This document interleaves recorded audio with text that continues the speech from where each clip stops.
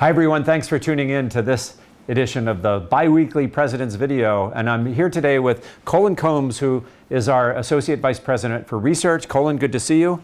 Good to be here. And Zainab Youssef, who is our Digital Initiatives Librarian. Zainab, good to see you. Glad to be here. So our university prides itself on open access and sharing of information. It's kind of part of being in a society that values free speech and academic freedom and the sharing of ideas. And in particular, there is a recent memo that came out from the federal government called the Nelson Memo, and we're going to talk a little bit about that here in a moment. But first, Colin, tell us a little bit about yourself. Sure. I came to UND in 2000, so 25 great years. From Case Western Reserve University, where I did my postdoctoral fellowship. In Cleveland, yeah. Yep. And before that, I was born and raised in Kentucky, where I went to a small college there called the Berea College. Oh, nice. And so I'm today, as you mentioned, I'm here offering some advice, I hope, that will be taken well from the Office of the Vice President for Research. Awesome, great. And Zainab, how about you? Tell us a little bit about yourself. Sure. I've been at UND since 2016. I'm originally from Canada. I got hired as the Digital Initiatives Librarian for the library to just sort of work around our digital services to promote UND research. Right, and we had worked on a project earlier, right? I think it was the COVID-19 pandemic oral history and video. So that was a great project, It too. was. You did a great job there. Oh, thank you. Yeah, fantastic. But today we're talking about something else. It's called the Nelson Memo. And Colin, we'll start with you. Tell us what it's all about. Sure. It actually came out in 2022, so it's a few years old, and it was Alondra Nelson from the White House Office of Science and Technology Policy. And what the memo mandated is that by the end of this calendar year, December 31st, 2025, any publication that was funded partially or wholly by a federal agency, the data associated with that publication and the publication itself has to be made available openly and freely to the public.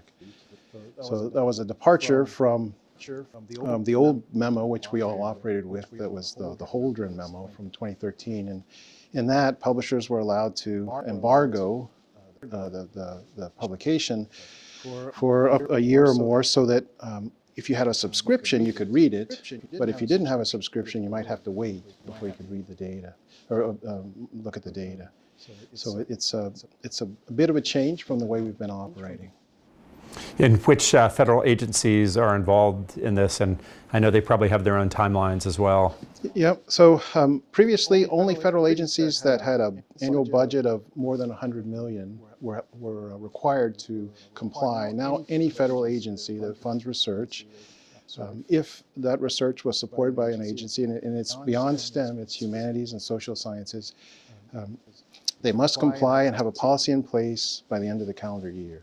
And some were early adopters. The NIH came on board in July, and the DOE came on board in October, and some of the others like NASA and NSF have been phasing in. But regardless, by December 31st, all the agencies have to be compliant. So that's for the agencies. What about the individual researchers here on campus? What are the implications of the Nelson Memo upon them? Right. So it means that, first of all, if your research was not supported by a federal agency, it doesn't really apply to you. But if it was supported by a federal agency, that manuscript, you have to make it publicly available. So you can either publish in an open access journal, or you can pay for open access in the journal that you choose. But there's an expense associated with publishing open access. So we, in order to handle that expense, you need to build into your grant proposals the cost that you anticipate for publishing everything open access from now on. And you also need to work with your agency, because it's not just the paper, it's also the data. You need to work with your agency to identify which repositories they recommend for depositing the data. So it sounds a little more complicated, at least in terms of identifying those publishing sources, right? To put the data out there openly. That's right. Yeah. And Zainab, so there are things called transformative agreements. Can you describe what they are? And I think we have some relationships with those types of agreements with certain publishers. Absolutely. And that relates to what Colin was just saying. For a researcher who would like to publish with a particular journal that's not open access but will charge them, they will often be charged what's called an APC, an article publishing charge, and those can range a lot in price. So what a transformative agreement, we also call them a read and publish agreement, is a way of shifting the kind of agreements that sort of UND's libraries negotiate with academic publishers to focus not only on providing access to read their materials, but to also support the publishing of UND work there. And so when those agreements are signed, it means that a UND author who, for example, chooses to publish in a Taylor and Francis journal will not have to pay that APC upfront. It has been negotiated as part of that package UND's paid for with reading it. So the individual researchers don't have to worry about it. It's kind of built in already. Yeah, and so we have been negotiating pretty consistently to find various publishers who are willing to sign those. I think I mentioned Taylor and Francis as one example.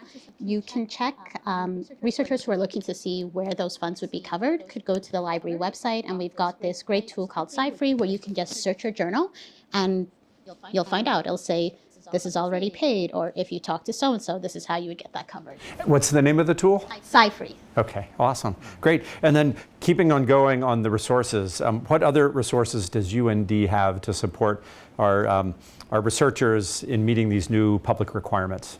So UND researchers are very lucky. There is so many units on campus who are dedicated to supporting this kind of work.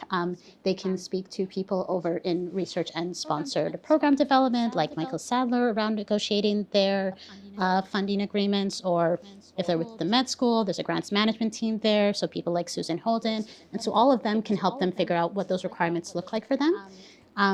We mentioned the Read and Publish Agreement as one venue. Another one that UND supports is the libraries administer a open publication grant. So if you have something you need to publish open that's not covered, you can apply to have some of those funds covered as well.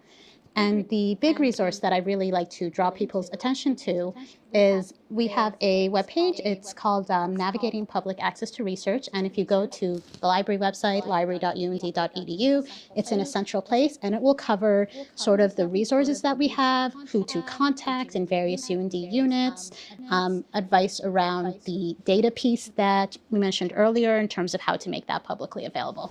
Got it. So that website again, und.edu/libraries? Yeah, library.und.edu. Library.und.edu. Yes, and Navigating Public Access to Research. You'll scroll down, there's a big black banner to kind of highlight it. And that was put together specifically to help out with the Nelson Memo and the requirements. Awesome. Well, I'm sure that if our viewers have any questions, they can check out the site, but also your offices are available to answer any questions. So Colin Combs, Zainab Youssef, thank you so much for being here today and sharing this important information to all of our campus. And the intent of the Nelson Memo is not to stifle the process of discovery, but to actually promote more discovery by making all of this data and the publications accessible to the wide public, right? Correct. Absolutely. So there we go. You've heard it here. Thanks everybody for tuning in.